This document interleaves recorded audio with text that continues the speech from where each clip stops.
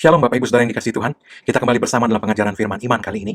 Saya percaya Tuhan mempunyai pesan yang sangat baik bagi kita. Dan Dia telah menyiapkan rancangan yang indah bagi kita ke depan.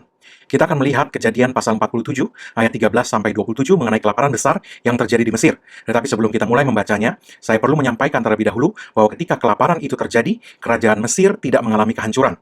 Malahan mendapat keuntungan karena hikmat Tuhan yang bekerja lewat Yusuf. Tuhan mau mengerjakan hal yang sama kepada kita lewat hikmat Yusuf sorgawi kita, yaitu Tuhan Yesus Kristus. Minta hikmatnya bekerja lewat kita, dan Tuhan dapat membuat kita juga mengalami keuntungan di masa kelaparan seperti pada zaman Yusuf dahulu. Mari kita buka Kejadian 47, ayat 13-27. Dikatakan demikian, di seluruh negeri itu tidak ada makanan, sebab kelaparan itu sangat hebat, sehingga seisi tanah Mesir dan tanah Kanaan lemah lesu karena kelaparan itu. Maka Yusuf mengumpulkan segala uang yang terdapat di tanah Mesir dan di tanah Kanaan, yakni uang pembayar gandum yang dibeli mereka, dan Yusuf membawa uang itu ke dalam istana Firaun. Setelah habis uang di tanah Mesir dan di tanah Kanaan, datanglah semua orang Mesir menghadap Yusuf serta berkata, "Berilah makanan kepada kami, mengapa kami harus mati di depanmu, sebab tidak ada lagi uang." Jawab Yusuf, "Jika tidak ada lagi uang, berilah ternakmu, maka aku akan memberi makanan kepadamu sebagai ganti ternakmu itu." Lalu mereka membawa ternaknya kepada Yusuf, dan Yusuf memberi makanan kepada mereka ganti kuda, kumpulan kambing domba, dan kumpulan lembu sapi serta keledainya. Jadi disediakannya lah bagi mereka makanan ganti segala ternaknya pada tahun itu. Setelah lewat tahun itu, datanglah mereka kepadanya pada tahun yang kedua, serta berkata kepadanya, "Tidak usah kami sembunyikan kepada tuanku, bahwa setelah uang kami habis dan setelah kumpulan ternak kami menjadi milik tuanku, tidaklah ada lagi yang tinggal yang dapat kami serahkan kepada tuanku, selain badan kami dan tanah kami. Mengapa kami harus mati di depan matamu, baik kami maupun tanah kami? Belilah kami dan tanah kami sebagai ganti makanan, maka kami dengan tanah kami akan menjadi hamba kepada Firaun. Berilah benih supaya kami hidup dan jangan mati, dan supaya tanah itu jangan menjadi tandus." Lalu Yusuf membeli segala tanah orang Mesir untuk Firaun, sebab orang Mesir itu masing-masing menjual ladangnya, karena berat kelaparan itu menimpa mereka. Demikianlah negeri itu menjadi milik Firaun, dan tentang rakyat itu diperhambakannya lah mereka di daerah Mesir dari ujung yang satu sampai ujung yang lain. Hanya tanah para imam tidak dibelinya, sebab para imam mendapat tunjangan tetap dari Firaun, dan mereka hidup dari tunjangan itu. Itulah sebabnya mereka tidak menjual tanahnya. Berkatalah Yusuf kepada rakyat itu, "Pada hari ini aku telah membeli kamu dan tanahmu untuk Firaun. Inilah benih bagimu supaya kamu dapat menabur di tanah itu. Mengenai hasilnya, kamu harus berikan 1/5 bagian kepada Firaun, dan yang 4 bagian lagi itulah menjadi benih untuk ladangmu dan menjadi makanan kamu, dan mereka yang ada di rumahmu, dan menjadi makanan anak-anakmu." Lalu berkatalah mereka, "Engkau telah memelihara hidup kami, asal kiranya kami mendapat kasih Tuanku, biarlah kami menjadi hamba kepada Firaun." Yusuf membuat hal itu menjadi suatu ketetapan mengenai tanah di Mesir sampai sekarang, yakni bahwa 1/5 dari hasilnya menjadi milik Firaun, hanya tanah para imam tidak menjadi milik Firaun.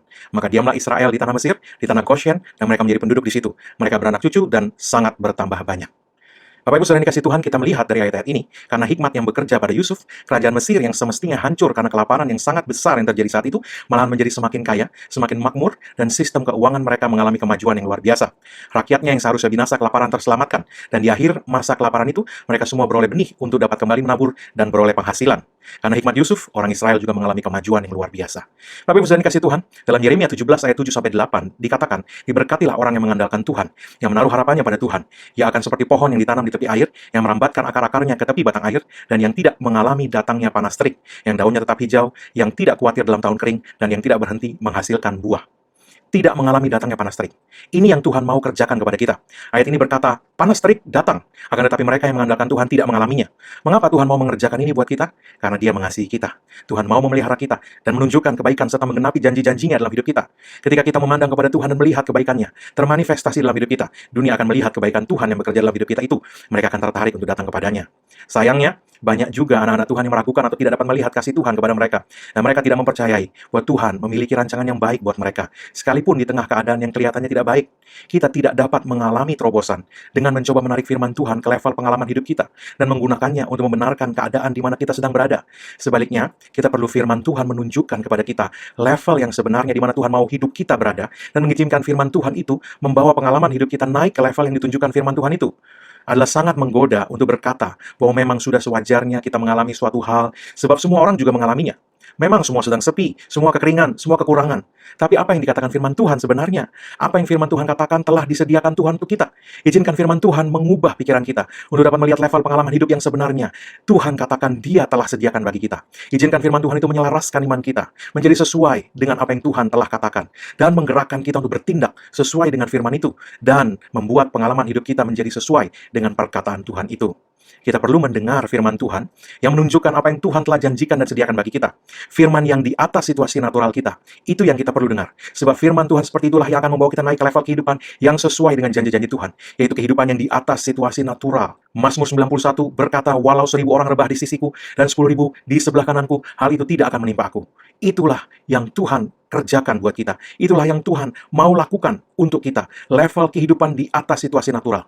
Menerima keadaan kita sebagaimana adanya akan membuat kita terjebak di sana. Menerima perkataan Tuhan yang ada di atas situasi natural akan membawa kita juga berjalan di atas situasi natural itu.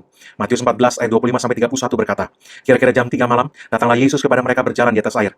Ketika murid-muridnya melihat dia berjalan di atas air, mereka terkejut dan berseru, itu hantu, lalu berteriak-teriak karena takut. Tetapi segera Yesus berkata kepada mereka, tenanglah, aku ini, jangan takut. Lalu Petrus berseru dan menjawab dia, Tuhan, apabila engkau itu, suruhlah aku datang kepadamu berjalan di atas air. Perhatikan, kata Yesus, datanglah, maka Petrus turun dari perahu dan berjalan di atas air mendapatkan Yesus. Tetapi ketika dirasanya tiupan angin, takutlah ia, lalu mulai tenggelam. Lalu berteriak, Tuhan, tolonglah aku. Segera Yesus mengulurkan tangannya, memegang dia dan berkata, hai orang yang kurang percaya, mengapa engkau bimbang? Petrus mendengar perkataan Yesus, dan dia berjalan di atas air. Kita perlu mendengar perkataan Yesus, mengarahkan pandangan kita kepada Yesus, memegang, mempercayai, memperkatakan, bahkan memproklamirkan janji-janjinya terhadap situasi yang kelihatan di sekeliling hidup kita, dan menolak untuk memandang kepada situasi yang natural itu. Selama Petrus memandang kepada Yesus, berjalan di atas perkataannya, bersandar pada perkataan Yesus itu, dia berjalan di atas air, di tengah badai, dan tidak terpengaruh oleh situasi yang sedang terjadi. Akan tetapi, begitu dia membiarkan situasi di sekelilingnya mempengaruhi hati dan percayanya, Petrus mulai tenggelam. Kita perlu berdiri teguh pada firman Tuhan sebagai landasan pengalaman hidup kita, dan bukan pengalaman hidup yang mendikte penerimaan kita kepada firman Tuhan. Firman Tuhanlah yang seharusnya menjadi kata terakhir dan bukan pengalaman hidup yang sedang kita alami. Ketika Petrus tenggelam dan kembali berseru kepada Yesus, Yesus segera memegang Petrus sambil berkata, mengapa kurang percaya? Mengapa bimbang? Dengan kata lain, mengapa lebih percaya pada apa yang kamu lihat daripada perkataanku? Mengapa menerima situasi lebih daripada apa yang aku katakan? Kita perlu berdiri di tengah badai dan mendeklarasikan janji-janji Tuhan terhadap badai itu. Yesus meneduhkan badai dengan menghardik badai itu. Dan Yesus berkata kepada kita dalam Markus 11 ayat 23, untuk berkata kepada gunung, beranjaklah dan tercampaklah dalam laut, dengan tidak bimbang, tetapi percaya kepadanya, bahwa apa yang kita katakan itulah yang akan terjadi. Maka hal itu akan terjadi bagi kita. Firman Tuhan dalam Mazmur 56 ayat 8-11 berkata, sengsaraku engkaulah yang menghitung, air mataku kau taruh dalam kirbatmu, bukankah semuanya telah kau daftarkan?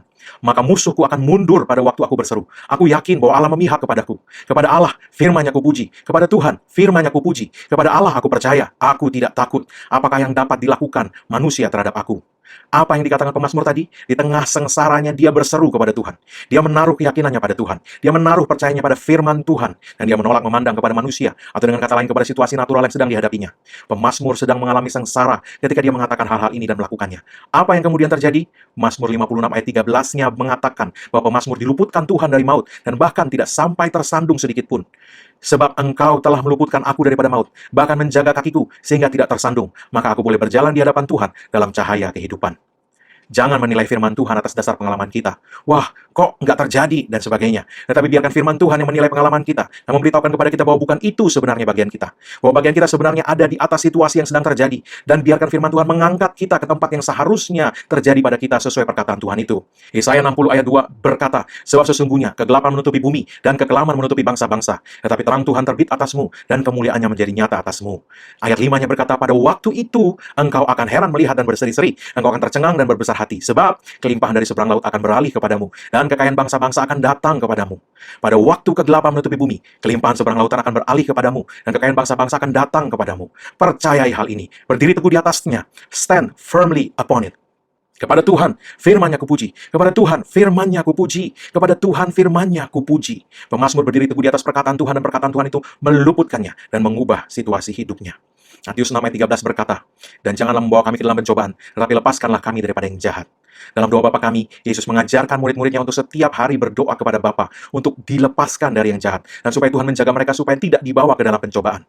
Kata pencobaan dalam bahasa Yunani dapat juga diterjemahkan sebagai masalah, penderitaan, dan kesulitan, selain dari cobaan untuk berdosa. Iblis dan bahkan kadang tindakan kita sendiri membawa kita berjalan dalam lembah kekelaman. Tetapi Yesus menunjukkan bahwa kita dapat berdoa supaya Tuhan menjaga kita sehingga tidak dibawa masuk ke dalam penderitaan atau masalah yang semakin besar, serta bahkan melepaskan kita dari yang kita sedang hadapi itu.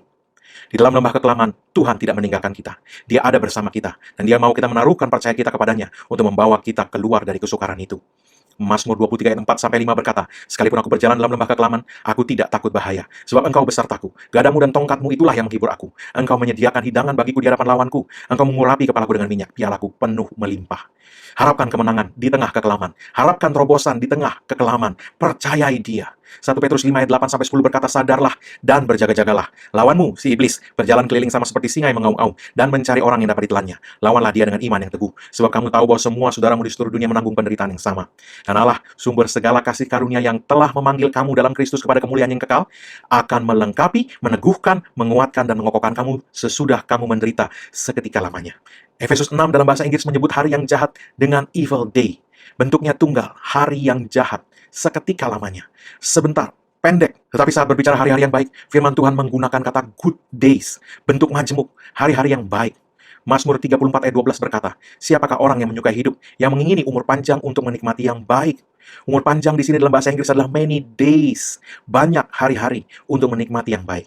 Mungkin ada area hidup kita di mana kita masih bergantung pada diri kita sendiri atau bersandar pada kekuatan manusia. Seperti Yabes, Tuhan mau kita beralih dari hal itu dan bersandar kepadanya. Hari-hari baik, panjang. Hari yang jahat, pendek. Dalam penderitaannya, Yabes berseru kepada Allah Israel, dan Tuhan menghormati hal itu dan menjadikan Yabes lebih dimuliakan dari saudara-saudaranya. Jika Anda sedang dalam masalah atau kesulitan, bersiaplah untuk pemulihan yang akan datang kepadamu. Anda tidak akan keluar dari masalah dalam keadaan yang sama. Setelah menderita seketika, firman Tuhan dalam 1 Petrus 5 ayat 10 tadi berkata, kita akan menjadi lebih kuat, kokoh. Dalam bahasa Inggris juga dipakai kata perfect, menjadi sempurna. Itulah yang firman Tuhan janjikan. Dalam keuangan, dalam kesehatan, dalam rumah tangga, kita menjadi lebih kuat, kokoh, dan sempurna. Ketika Anda berdoa, janganlah membawa kami ke dalam pencobaan, tapi lepaskanlah kami daripada yang jahat. Milikilah keyakinan bahwa Tuhan mau membawa engkau keluar dari masalah. Melewati masalah itu, ada masa depan yang gilang gemilang. Akhirnya, jagalah mulut Anda. Percayalah Tuhan, dan katakanlah, karena apa yang Yesus sudah lakukan bagiku di kayu salib, umur panjang untuk menikmati yang baik adalah bagianku. The best is yet to come. Yang terbaik sedang datang ke dalam hidupku. 1 Petrus 3 ayat 10 berkata, for he that will love life and see good days, let him refrain his tongue from evil, and his lips that they speak no guile. Dalam bahasa Indonesia dikatakan siapa yang mau mencintai hidup dan mau melihat hari-hari baik, ia harus menjaga lidahnya terhadap yang jahat dan bibirnya terhadap ucapan yang menipu. Jaga mulut Anda. Jangan katakan, di depan masih ada masa hari-hari yang buruk. Harapkan yang baik. Percayai Tuhan dan janjinya. Deklarasikan perkataannya di hadapan masalahmu. Dan katakan, karena Yesus, the best is yet to come. Amin. Bapak Ibu saudara yang dikasihi Tuhan, mari angkat kedua tangan di hadapan Tuhan. Saya mau berdoa. Sepanjang minggu ke depan, Tuhan kiranya melindungi setiap kita maupun orang-orang yang kita kasihi dari segala bahaya, kecelakaan, dan tragedi. Tuhan menjagai Anda dari segala sakit penyakit. Tuhan melindungi kita dan orang-orang yang kita kasihi dari segala yang jahat. Dalam nama Yesus, dan Tuhan memberkati engkau dan orang-orang yang kau kasihi dengan kemurahannya, kesehatan ilahinya, kelimpahannya, dan dengan segala berkat dan shalom-Nya. Tuhan menempatkan engkau di tempat yang tepat, di waktu yang tepat, untuk mengalami segala kelimpahannya. Dalam nama Yesus. Amin.